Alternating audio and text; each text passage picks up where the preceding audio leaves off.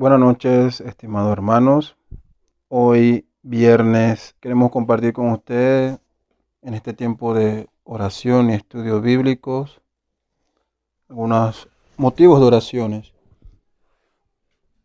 puesto que el propósito final de nuestra salvación es glorificar a Dios y traernos a comunión íntima y enriquecedora con Él. No buscar a Dios en oración es negar ese propósito. Como vemos en la primera carta de Juan 1:3, lo que hemos visto y oído lo anunciamos también a vosotros, nos dice el apóstol Juan, para que vosotros también tengáis comunión con nosotros. Y esta comunión es con el Padre y con su Hijo. Amado hermano de la primera iglesia bautista de Balboa, nos acercamos a Dios en oración congregacional. Sabemos por las Escrituras que nuestra comunión con el Padre no es y no podrá ser nunca interrumpida, puesto que el propio Dios ha provisto para su pueblo la oración como medio de gracia, por el cual cada uno de los creyentes de forma personal y también como un cuerpo, como la iglesia, todos juntos, pueden acercarse a Él en oración. Como dice su palabra en Hebreos 4:16, acerquémonos pues confiadamente al trono de la gracia para alcanzar misericordia y hallar gracia para el oportuno socorro. En esta primera parte de los motivos de oraciones, queremos pedirles que esté orando a Dios desde su hogar por los siguientes motivos. Oraciones de gratitud a Dios por su providencia cada día. Pedimos oración a Dios para que nos siga fortaleciendo para perseverar en la fe, que como creyentes pongamos nuestra mirada en Cristo. Oramos a Dios arrepintiéndonos por nuestros pecados. Rogamos a Dios por su misericordia, que nos restaure por el poder de su Santo Espíritu. Pedimos a Dios oración por cada uno de los miembros de la iglesia de Balboa, esta iglesia local, por cada uno de los ancianos que forman parte de esta iglesia, por los hermanos que están pasando por enfermedad, por cada una de las familias, los matrimonios, los jóvenes, los solteros, los niños, aún los más pequeños, los recién nacidos, los infantes. Pedimos a Dios para que Él sea nuestro consuelo en este tiempo, para que perseveremos en comunión fraternal, para que andemos en santidad delante de Él y seamos luz y sal a este mundo en oscuridad. Pedimos a Dios por la salud espiritual de esta, su iglesia, para que seamos perfeccionados por su palabra y la obra de su Santo Espíritu. Recordamos a los hermanos que están sin empleo. Sabemos que Dios es nuestra fuente de toda gracia y providencia. Oramos a Dios para que siga derramando su socorro sobre la vida de cada uno de nosotros. Recordamos en oración a cada uno de los pastores y a sus familias. También oramos por las hermanas que están esperando bebé, que están embarazadas, para que el Señor la guarde a ella y a las criaturas que están en sus vientres.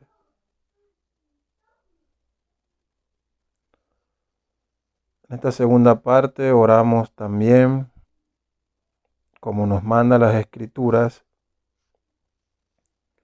a que pidamos a Dios por nuestras autoridades civiles. 1 Timoteo 2:2 nos dice que oremos por los reyes y por todos los que están en eminencia, para que vivamos quieta y reposadamente en toda piedad y honestidad. Por eso en esta noche pedimos a nuestro Padre, quien es el gobernante de todo, y pedimos a Él, a Dios, por las autoridades civiles de nuestro país que han sido puestas por Él, por el presidente y sus ministros, los diputados, magistrados, jueces y todo aquel que lleva un puesto de autoridad y responsabilidad en este país, para que ellos puedan en primer lugar arrepentirse de sus pecados si no han conocido a Dios y alcanzar salvación, según sea la soberana voluntad de Dios. Y también pedimos para que ellos puedan servir al pueblo con honestidad y sabiduría. Esta tercera parte de nuestro motivo de oraciones, oramos por todos los hombres, como nos manda las Escrituras en 1 Timoteo 2:1. Dice así la palabra de Dios: exhorto ante todo a que se hagan rogativas, oraciones, peticiones y acciones de gracia por todos los hombres. Por eso rogamos a Dios por aquellos que en este momento padecen a causa de la enfermedad, que en medio de esta situación ellos puedan ver su necesidad de un Salvador para sus vidas como una mayor prioridad que sanidad para sus cuerpos. También pedimos a Dios que en esta hora oscura en que vive el mundo, los hombres puedan hacer un alto y ver en todos estos acontecimientos que Él es Dios y que le deben a Él toda la gloria. También pedimos a Dios que destruya todo plan maligno del hombre que actúa con egoísmo y engaño contra sus prójimos.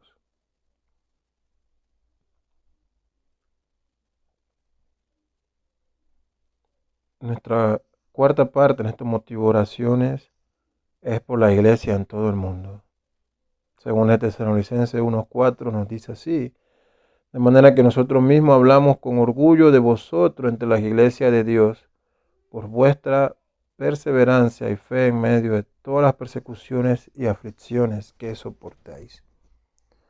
Señor, por eso en esta noche, como iglesia, te pedimos por todos tus hijos en todas partes del mundo, por tu iglesia universal, que se encuentra en todo el mundo, para que sean fortalecidos en tu palabra y el poder de tu Espíritu Santo. Señor, sabemos que esta enfermedad afecta a todos los hombres, esta pandemia, entre los cuales están tus hijos también. Señor, provee consuelo en este tiempo de dolor y pérdida. Tú eres el Dios de toda paz, que nuestra confianza esté puesta en ti. Señor, te pedimos por cada uno de los pastores que tú has puesto al frente de cada una de las iglesias en todo el mundo, para que estos hombres puedan ejercer su labor de guiar, alimentar y cuidar a tu rebaño, a la iglesia que tú has puesto en sus manos. Cada día, Señor, ellos puedan tener este cuidado por tu pueblo, aún más en estos momentos difíciles, Señor. Te pedimos estas cosas. Señor, también te pedimos por aquellos que sufren persecución. Padre, que tu amor los cubra, que en este tiempo de dolor puedan descansar en ti. Ayúdanos a nosotros a sentir también el dolor de estos tus hijos que sufren a causa de la verdad. También te pedimos, Señor, que destruyas todo plan del maligno y de los hombres malos que se levantan contra tu iglesia. Señor, ayuda a tu iglesia en todo el mundo a que presente defensa de la fe de una forma digna y que podamos ser dignos representantes de tu evangelio. Señor, en este tiempo pedimos, Señor, finalmente nos acercamos a ti en oración. Oh, nuestro Señor, que en este tiempo difícil tú seas nuestro consuelo y refugio. Y si es tu voluntad que mientras pasamos este valle de sombra y muerte perezcamos, ayúdanos, Señor, a no quitar nuestra mirada de ti. Tu palabra dice que quienes tú amas, todas las cosas ayudan a bien. Sabemos, Señor, que ya sea que muramos o vivamos, somos tuyos y nada nos podrá separar de tu mano. Bendito sea tu nombre por siempre. Amén. Ahora alabemos a Dios escuchando este himno.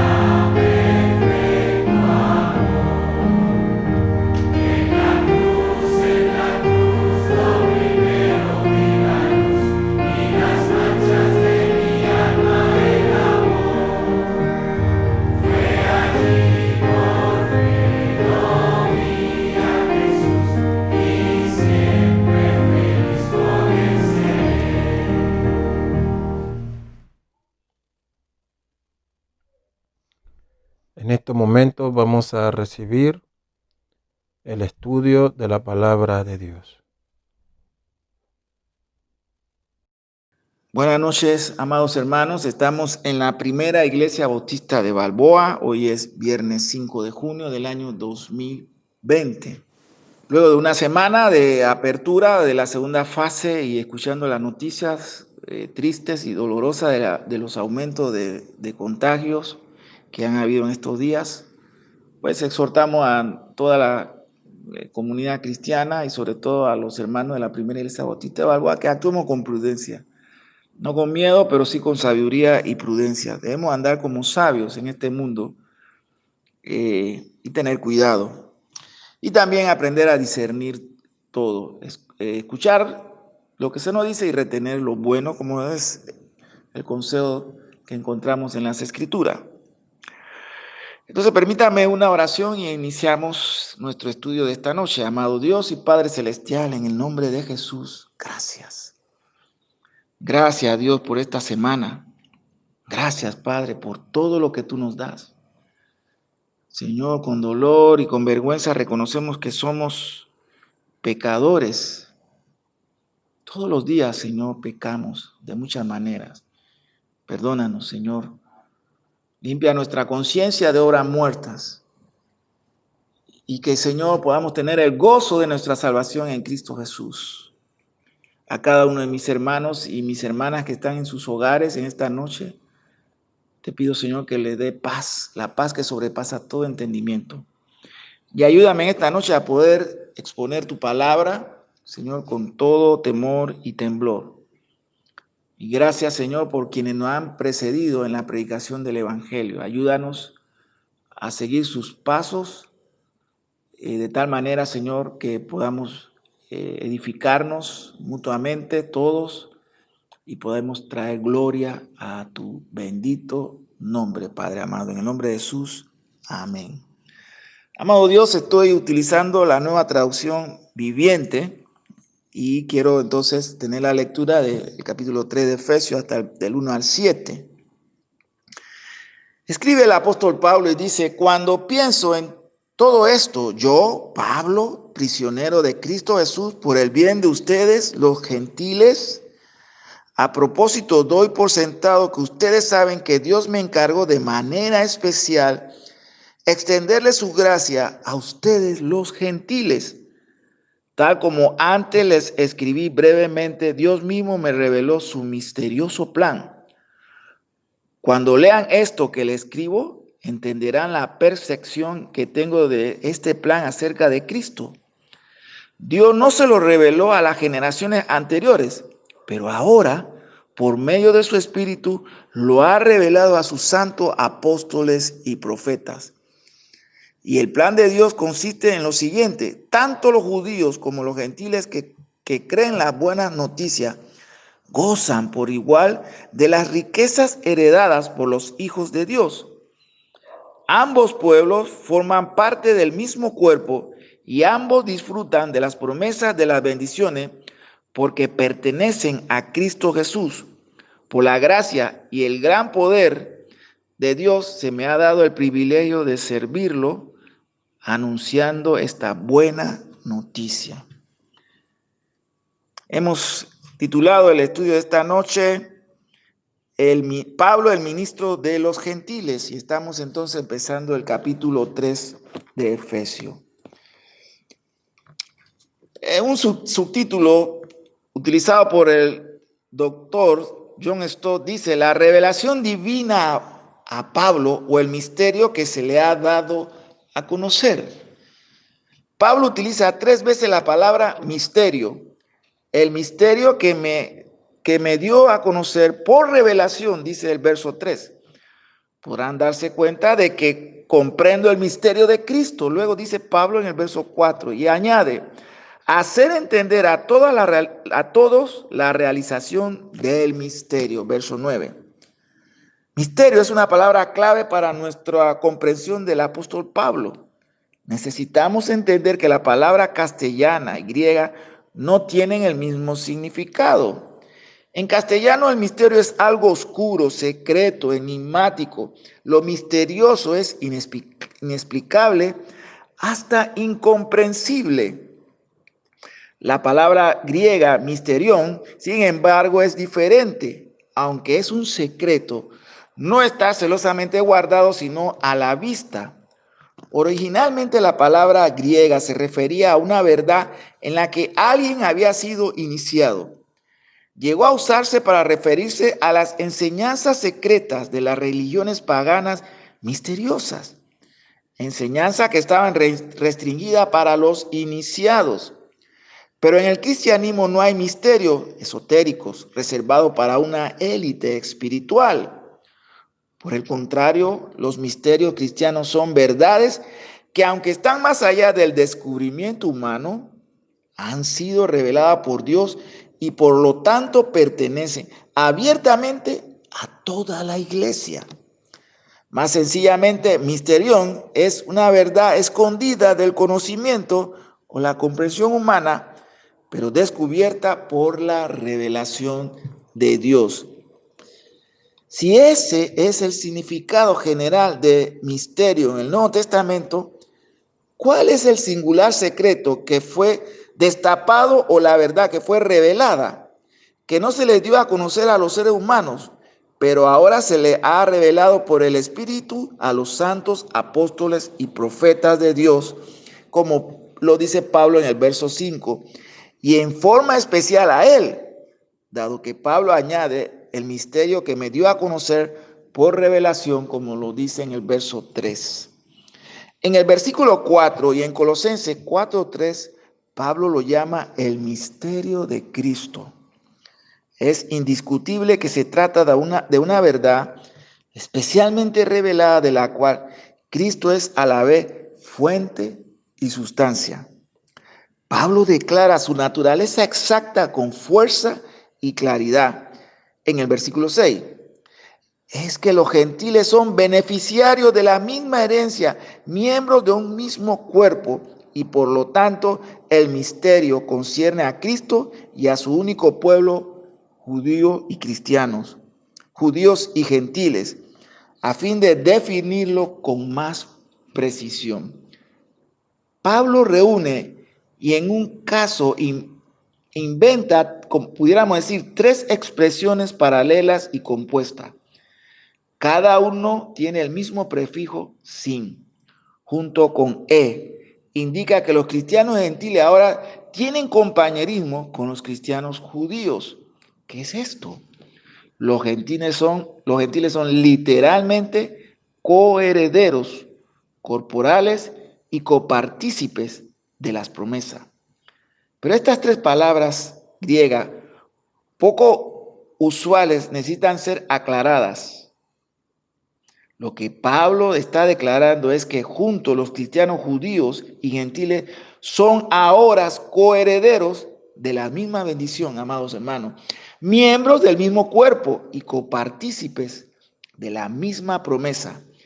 Este privilegio compartido es tanto en Cristo Jesús, porque lo disfrutan por igual todos los creyentes, sean judíos o gentiles, si están unidos con Cristo, como mediante el Evangelio, porque la proclamación del Evangelio incluye esta unidad y por lo tanto la pone al alcance de aquellos que creen.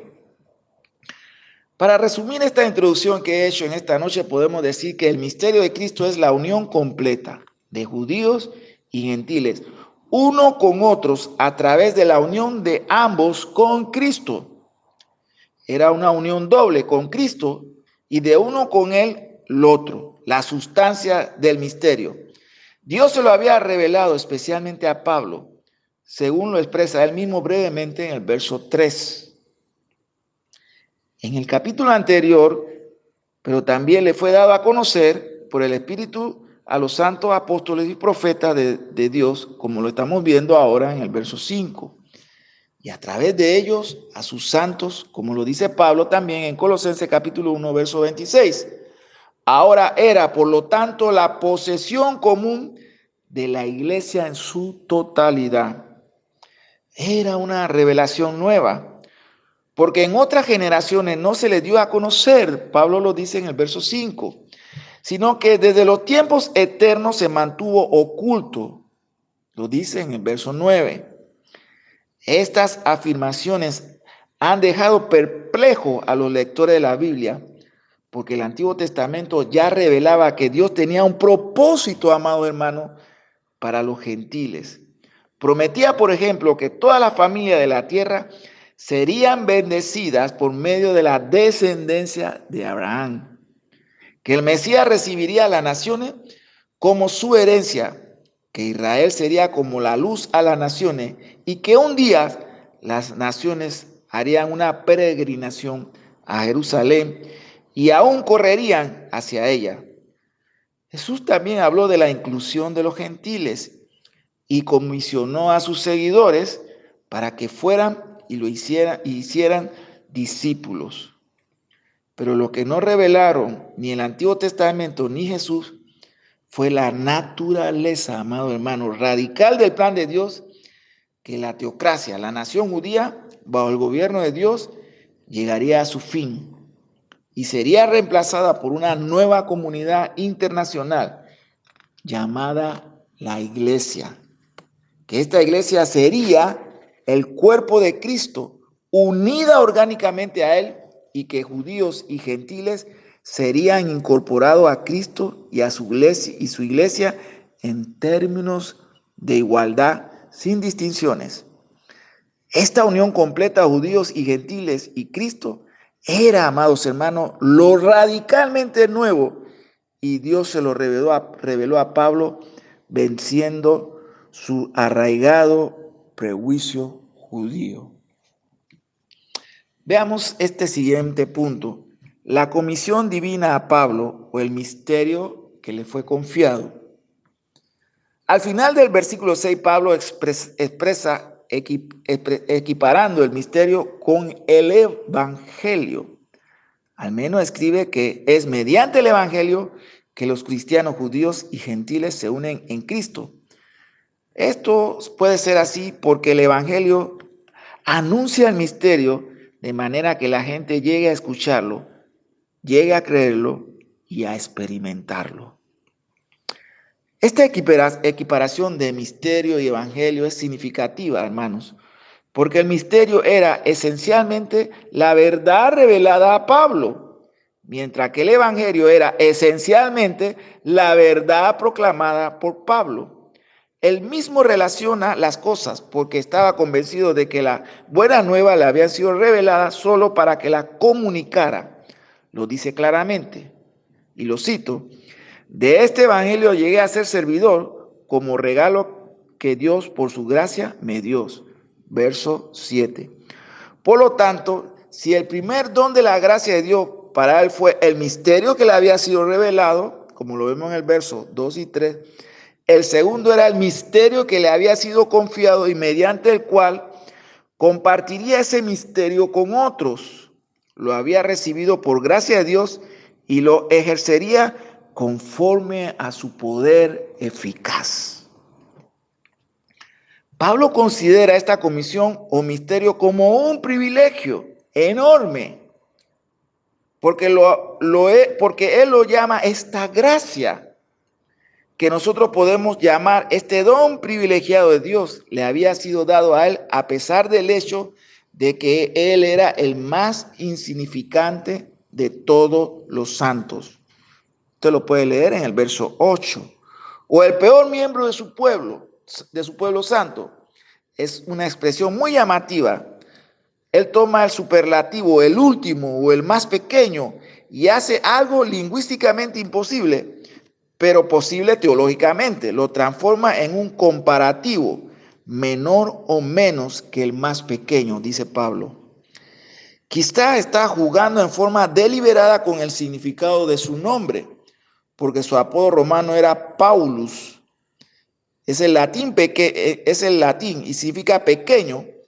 Y la tradición dice que era un hombre pequeño de estatura, pequeño de nombre, pequeño de estatura, pequeño espiritualmente, más pequeño que él, el más pequeño de todos los cristianos, dice Pablo. Pero hermanos, permítame decir esto. Al decir esto, Pablo no está incurriendo en hipocresía ni humillándose con autodesprecio. Realmente está convencido de ello. Es profundamente consciente tanto de su propia falta de valor, porque ha sido un blasfemo y un perseguidor y un insolente a Jesucristo, como de la abundante piedad de Cristo hacia él. Una buena indicación de que su molestia no era ni fingida ni malsana es que ella no le impedía tomar responsabilidades como apóstol. Por el contrario, en este mismo pasaje utiliza 2 veces conscientemente el ego apostólico, yo. Por lo tanto, combina humildad personal con autoridad apostólica. Es más, mientras se minimizaba a sí mismo, magnificaba su oficio como apóstol llamado por Cristo para los gentiles.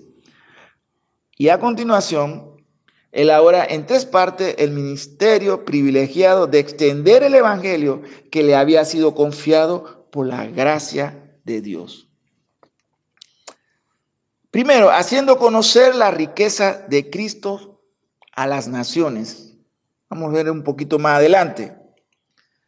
Debido a que el misterio que le había sido revelado incluía el plan de Dios de incorporar a los gentiles en Cristo, hermano, entonces era lógico que el ministerio que le había sido confiado fuera dirigido primero y más que nada hacia ellos. ¿Hacia quiénes? Los gentiles. Había sido comisionado a predicar a las naciones, a anunciar aquí el evangelio, a anunciar las buenas nuevas, porque sabía muy bien que este evangelio era un mensaje de extraordinarias buenas nuevas para los gentiles. Consistía en las incalculables riquezas de Cristo, la riqueza que Él posee y derrama sobre aquellos que se acercan a Él, hermanos. Podemos juzgar esta riqueza en la exposición de Pablo de Efesios 1 y 2, como ya lo hemos visto viernes anteriores. Son riquezas accesibles gratuitamente, pero debido a la cruz.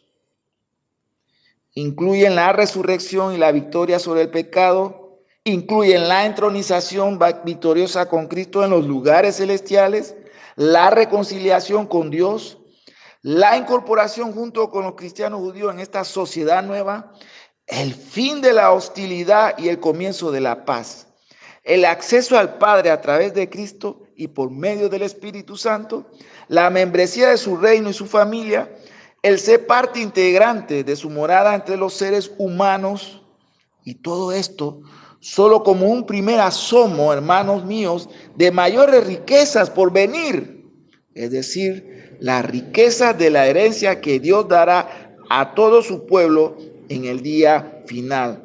No sorprende, por tanto, que Pablo califique la riqueza de Cristo como incalculables. Significa literalmente no pueden ser rastreadas. En la versión griega de Job capítulo 5, 9 y capítulo 9 y 10 está aplicada a las maravillas de la creación y providencia de Dios, que están más allá de nuestra comprensión. Y Pablo mismo ya la había utilizado en Romanos capítulo 11, verso 33, refiriéndose a los misterios profundos del plan divino de salvación. La riqueza de Cristo son similares al igual que la tierra. Son demasiado vastas para explorarla, como el mar son demasiado profundas para sondearla. Los traductores y comentaristas, amados hermanos, compiten unos con otros en su intento de encontrar un equivalente dinámico en castellano. Las riquezas de Cristo, dicen, son incalculables, inescrutables, insondables, hermanos, incontables. Quizá el término infinito sea el más simple, porque lo cierto es que nunca llegaremos a agotar la riqueza que Cristo tiene y nos da. En estos versículos, amados hermanos, indirectamente el apóstol Pablo ha indicado dos de los incentivos más fuertes para la evangelización. Comenzar enfatizando que la revelación y la comisión que le habían sido dadas estaban indisolublemente unidas, porque le habían dado a conocer, él debía sin falta hacerlo también a conocer a otros. Todo lo que Cristo ha hecho en tu vida, amado hermano, debes compartirlo a otros. Empieza por tu casa. Sobre todo en estos días en que estamos en nuestros hogares con nuestros seres queridos. Quizás cuando se tenga la oportunidad con algún vecino. Pero tenemos que hablar lo que Cristo ha hecho en nuestras vidas, hermano. No podemos quedarnos callados. Tenemos que hablarle a las personas de esta unión con Cristo. Darle a conocer esta gloriosa salvación de la cual gozamos, hermano. Pablo estaba convencido, como debemos estarlo nosotros, de que Cristo nunca empobrece a aquellos que ponen en él su confianza, sino que lo enriquecen de una manera inconmensurable. Aquí estaba pues la obligación doble que Pablo sentía. Primero, la de compartir la verdad de Dios, y segundo, la de compartir las riquezas de Cristo. Así que lo que se necesita para recuperar el celo evangelístico en la iglesia local es poseer la misma convicción de Pablo acerca del evangelio. Una vez que estamos convencidos de que el evangelio es a la vez la verdad de Dios y riqueza para la humanidad, nadie será capaz de silenciarnos, amados hermanos. Voy a atreverme a ir un poquito más adelante, quizás aruñando o rondando lo que sería el verso 9 del capítulo 3. Y lo he titulado Haciendo conocer el misterio a todos los hombres. A ver si puedo llegar. La segunda parte del misterio privilegiado de Pablo está expresada en estos términos: aclarar a todos cuál sea el plan del misterio escondido desde los siglos en Dios, el creador de todas las cosas. Y el versículo 9 dice que no repite simplemente el versículo 8, porque hay tres diferencias significativas. Vamos a ver estas tres diferencias y terminamos hoy.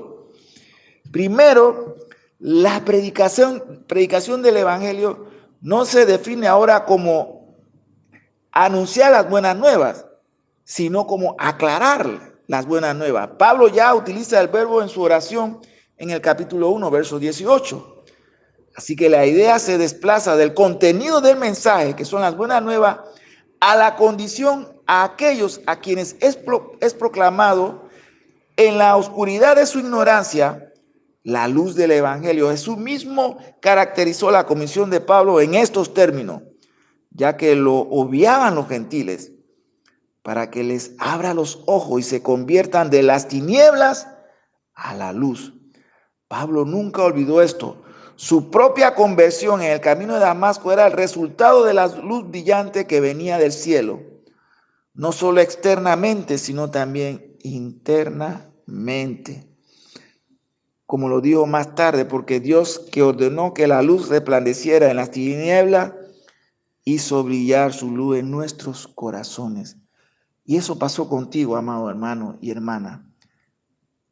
Cristo hizo brillar la luz del evangelio en tu corazón. Esta palabra que utiliza Pablo para describir la iluminación que implicó su conversión es fuerte. También nosotros debemos recordar siempre en nuestra evangelización que el príncipe de las tinieblas tiene a los hombres y a las mujeres en la oscuridad, y que solo por la iluminación divina serán abiertos sus ojos para ver. Nuestra responsabilidad es ser fieles en la extensión del evangelio, ya que este es el medio que Dios ha ordenado para atraer a los que están en las tinieblas. ¿Cuál es el medio, amados hermanos, en Balboa? La predicación del evangelio a todos los hombres. Una segunda diferencia entre los versos 8 y 9 está en la descripción que Pablo hace de su mensaje. Por ejemplo, en el versículo 8 lo presenta como las incalculables riquezas de Cristo. En el versículo 9 como la realización del plan de Dios, el misterio. No son solo expresiones divergentes para una misma cosa. Indica nuevamente un cambio en el énfasis.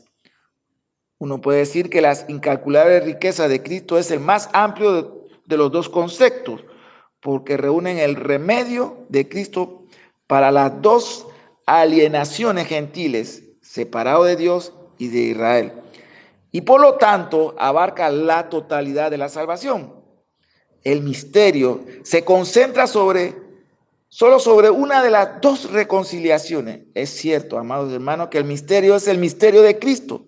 Está centrado en Cristo, pero lo que declara acerca de Cristo es que por medio de Él y en Él, los judíos y los gentiles son incorporados en términos igualitarios en la misma y única comunidad. Déjeme señalar más claramente la diferencia en estos términos. De acuerdo con el versículo 8, el mensaje de Pablo es Cristo. De acuerdo con el versículo 9, es la iglesia. Y la tercer punto, y con esto terminamos, la tercera diferencia entre los versículos 8 y 9 es que Pablo en el primer versículo dirige su ministerio a las naciones y en el segundo a todos. Esto era necesario porque el misterio concernía tanto a judíos como a gentiles. Pablo predicaba el mensaje de la reconciliación mutua y de la pertenencia a la nueva sociedad de Dios, que era también la nueva humanidad que él estaba creando. Quizás esta sea la razón por la que en el versículo 9 Pablo describe a Dios como el creador de todas las cosas. Aquel que creó el universo ahora ha comenzado una nueva creación y algún día, y ese día está cerca, la terminará. En efecto, el misterio incluye la gran promesa de que Dios finalmente unirá todas las cosas en y por debajo de Cristo. Así que el versículo 9 que hemos llegado hoy, Pablo reúne en su mente creación y redención. El Dios que creó todas las cosas en el comienzo, recreará al final todas las cosas. Bendito sea nuestro Dios. Oremos para terminar en esta noche, amados hermanos. Espero que estén tan entusiasmados como yo al poder estudiar estas joyas maravillosas de la doctrina de nuestra salvación y de la doctrina de la iglesia, tal cual como lo escribe Pablo en esta carta a los Efesios, bajo la inspiración de nuestro dulce Espíritu Santo. Amados hermanos, oremos para despedirnos en esta noche. Eterno Dios y Padre Celestial, Señor, gracias. Señor, gracias por tu gracia. Padre, gracias por esta salvación tan grande que tú nos has dado en Cristo Jesús. Te alabamos y te bendecimos, amados hermanos. Amado Dios, gracias por cada uno de mis hermanos en esta noche que nos han escuchado en sus hogares. Pedimos, Señor, que tú le des paz en medio de estos tiempos, seguridad en medio de estos tiempos, gozo y alegría en medio de estos tiempos. Por cada uno de tus hijos en Panamá y en cada país donde está tu iglesia, sea la paz, Señor, sobre ellos, tu paz que sobrepasa todo entendimiento. Padre, te pido todo esto en el nombre precioso, en el nombre bendito de Cristo Jesús, amado Dios. Amén. Y con esto, amados hermanos, estamos despedidos en esta noche y nos veremos, si el Señor lo permite, este domingo 7 a las 7 de la noche, cuando seguimos con nuestro estudio del libro de Apocalipsis. Estamos estudiando las 7 iglesias y este domingo, si el Señor así lo permite, estaremos entonces estudiando la iglesia de Sardi. Así que hermanos, hasta luego y que el Señor me lo bendiga muy, muy ricamente.